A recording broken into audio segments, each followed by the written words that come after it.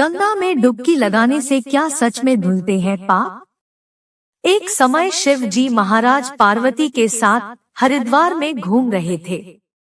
पार्वती जी ने देखा कि सहस्त्रों मनुष्य गंगा में नहा नहा कर हर हर कहते चले जा रहे हैं, परंतु प्राय सभी दुखी और पाप परायण हैं।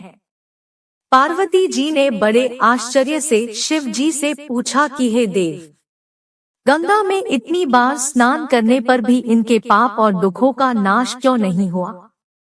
क्या गंगा में सामर्थ्य नहीं रही? शिवजी ने कहा, प्रिय, गंगा में तो वही सामर्थ्य है, परंतु इन लोगों ने पापनाशिनी गंगा में स्नान ही नहीं किया है, तब इन्हें लाभ कैसे हो?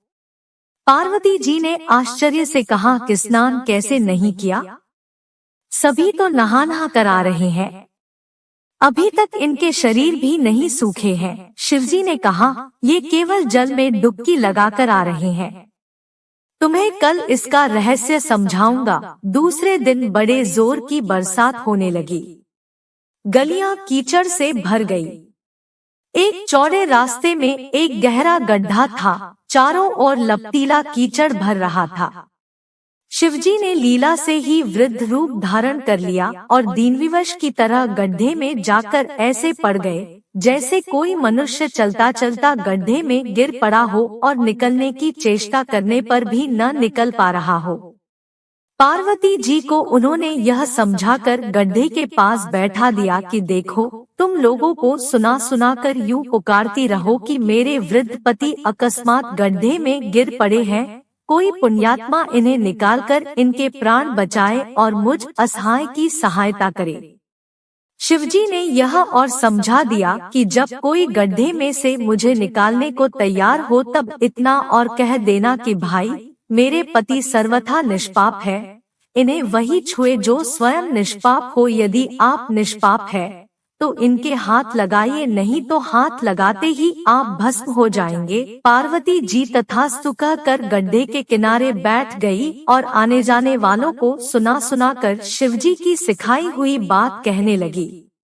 गंगा में नहाकर लोगों के दल आ रहे हैं। सुंदर युवती को यूं बैठी देखकर कईयों के मन में पाप आया। कई लोग लज्जा से डरे तो कईयों को कुछ धर्म का भय हुआ, कई कानून से डरे।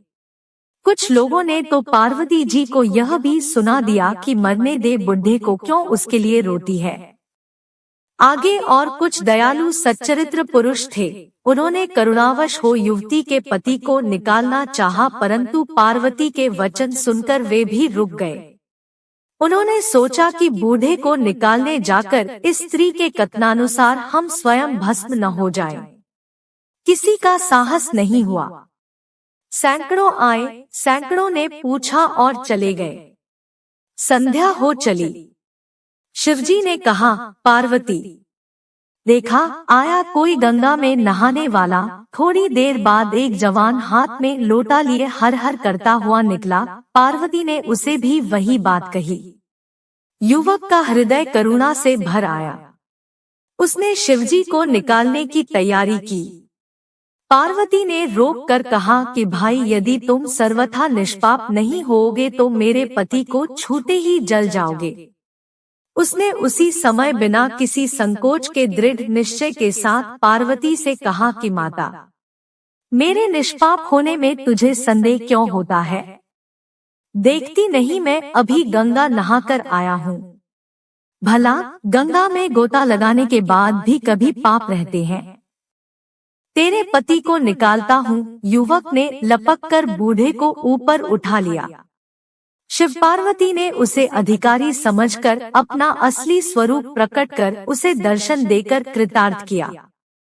शिवजी ने पार्वती से कहा कि इतने लोगों में से इस एक ने ही गंगा स्नान किया है। इसी दृष्टांत के अनुसार जो लोग बिना श्रद्धा और विश्वास के केवल दंभ के लिए गंगा स्नान करते हैं, उन्हें वास्तविक फल नहीं मिलता, परंतु इसका यह मतलब नहीं कि गंगा स्नान व्यर्थ जाता है।